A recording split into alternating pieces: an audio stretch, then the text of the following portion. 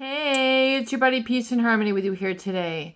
We are focusing in a little bit more in depth on an issue we see presented with narcissistic personality disorder individuals as well as the borderline and psychopathic. The cluster B, the antisocial personality disorders, and that is the blame externalization. The constant shifting of disappointment, rage, negativity, hostility, and awfulization, the sort of projection of a lot of hostility onto individuals in their environment who aren't deserving, who have, in essence, an innocence, a tabula rasa, a blank slate, a clean slate, if you will. And the tendency to shift this negativity, this projection, this blame externalization for issues in actuality, it's in their life, but it's projected onto those innocent and oftentimes sensitive individuals who are in their environment, who are in their family, those people who are scapegoated. It is a way really for you to understand if you've encountered this, if you've experienced this, if you've witnessed this. Perhaps you're a golden child and you're in a specific situation where a personality disordered individual has made you really the perfect one, the one who can do no wrong. Perhaps you've witnessed this. But there is a tendency of the narcissistic, the borderline, as well as the psychopathic to externalize a lot of this sort of blame or negativity. And there's a constant feeling of being judged, a constant feeling that you cannot live up to their standards, or a feeling, a pervasive feeling of disappointment. And it's just kind of a negativity that tends to permeate. And oftentimes the sensitive people then are absorbing of this. They tend to internalize this. It tends to make an impression on their subconscious. And, a lot of communication really is done in the emotive sense, in the nonverbal sense, in the physical sense. So the intuition or the inner body, the subconscious, which really is responsible for 95% of our physical cellular metabolism, our breathing, our heart rate, our movement, is really operated by what we call the subconscious mind, the unconscious. In other words, it's something that is ongoing and automatic. And this part of the human being, the subconscious, the unconscious, also tends to have an impression from others, especially in their immediate environment. For example, their family, their workplace, the people who they're dating, married to, etc., will tend to then internalize a lot of the emotional content or emotional etheric energy which emanates from this person. And this feeling can be uplifting, this feeling can be supportive, this feeling can be one of contentment, happiness, fulfillment, empowerment, or this can be a sort of pervasive feeling of negativity, disappointment, judgment, and what we call basically externalized blame shifting. So this is a way for an individual to externalize in their environment just a quote-unquote punching bag, someone who is going to receive or be the recipient of a lot of the projected negativity, the anger, the hostility, this disappointment, the rage, the constant criticizing and judging. And then what ends up happening in the quote-unquote recipient, the individual who is basically the one who is being targeted for this, or is being named as this, or being basically put in a position where they are the scapegoat, this individual then is really a constant go-to person for this judgment, this hostility, and this disappointment. And why does this occur? It is generally because there's a projection going on. It speaks more about the person who is doing the blaming than the person themselves. So the externalization of a lot of hostility, rage, anger, criticism, judgment onto another is more to serve the purposes of the person who is doing the projecting. In other words, they need a place for their insecurity to go, for their fear to go, for their own personal issues to go, for their own fear of abandonment to go, for their own place of internal fear of rejection to go. So they tend to assign this to an individual, or even sometimes a whole subclass of people. When we look at it on a macrocosm scale, they tend to then subject this individual or this group of people to this blame shift or externalizing this. And it is more a reflection of this individual and their personal needs.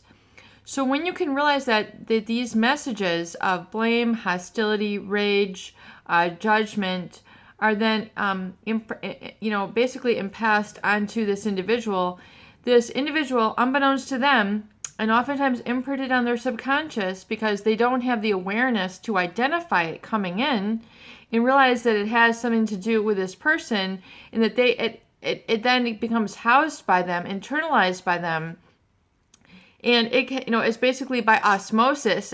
Basically, it just becomes, absorbed into the body, mind, and spirit of this individual.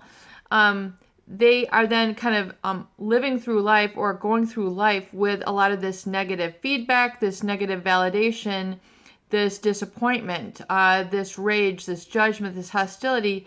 And this person tends to replay this in their mind. So it becomes very much in the forefront or kind of in a chronic internal state. And so, why do they do this? Because there's an insecurity and a need in the part of the narcissistic, borderline, or psychopathic individual to do this.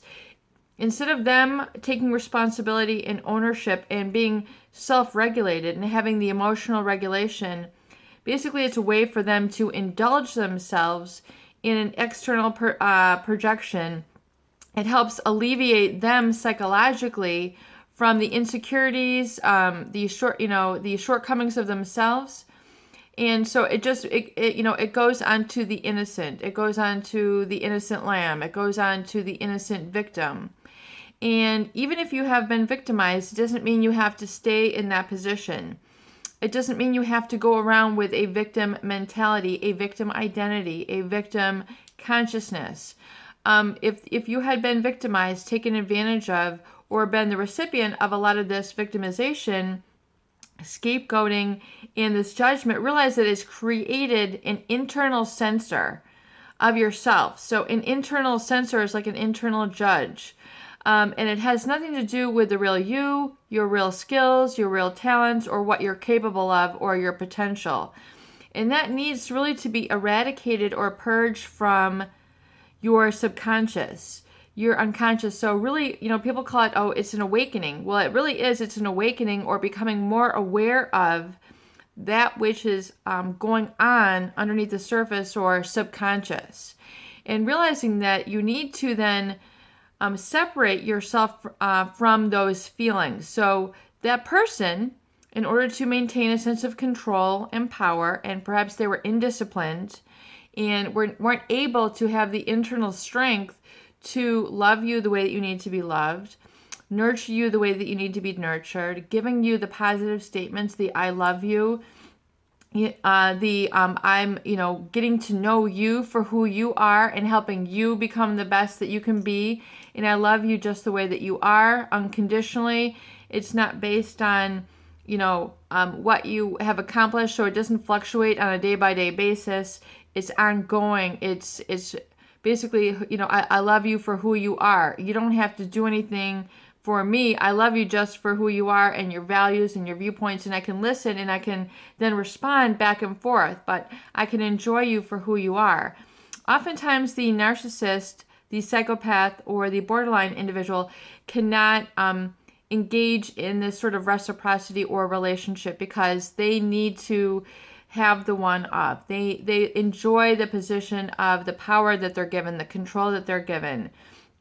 They don't want to give that up. It'll be to their dying day that they're going to fight to, maintain that position because they're the one at the top. They are the one who wants to be the superhuman, and they will do whatever it takes to maintain that position oftentimes, and it becomes more pronounced with time. And so, and, people always ask, will they ever, come to really become real? And yes, there is going to be a fusing with that inner life, because the inner life is the foundation of the external. So, eventually this person will come off of their high horse, so to speak. And really you will begin to, if they suffer an illness or a change in jobs, things get very real, and then they do become more humble, more human, and really kind of resonate with the reality of life versus feeling so immune to it. So, really, if you have been a victim of this sort of blame externalization, realize that it has more to do with the sender, with the one who is, blaming. It has more to do with satisfaction of their needs versus who you really are. So learn to separate yourself and your feelings from this individual and versus who you really are, and the support and kindness and the generosity that really is exemplary of yourself, and realizing that this person cannot validate, mirror back, or reflect that back to you because they just have an inability. They have a shortcoming. They're not comfortable with giving up their position of being the superior, the number one in whatever hierarchy system you find yourself in. And so if you can learn to separate yourself out a little bit from that and realize that, that is their needs, and just say, identify, okay, that is their needs to be the one up, and really, cease putting yourself in a position where you are going to be subjected to this, and learn to then validate yourself and identify, it comes really with the awareness, and it's an understanding. And then if you can let go of that negative beating up, which is then, internalized as an internal censor, learn to separate yourself from that and identify it and let it go, so that you can allow yourself to feel the contentment and happiness of not being so harshly judged. Stop the constant judgment. A lot of people say, well, what would I be if I didn't worry? Well, you would be you, and you would be free.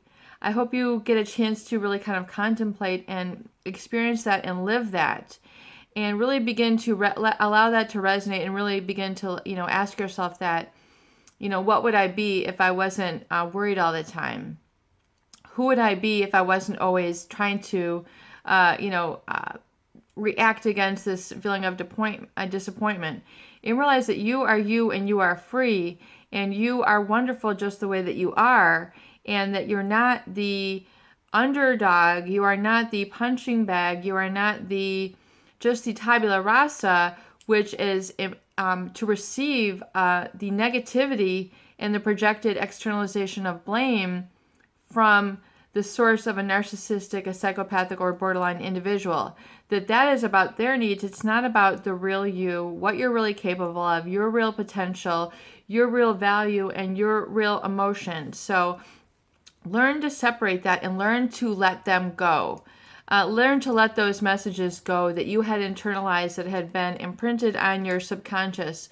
Let those go, and they will go back to the person who has done the projection.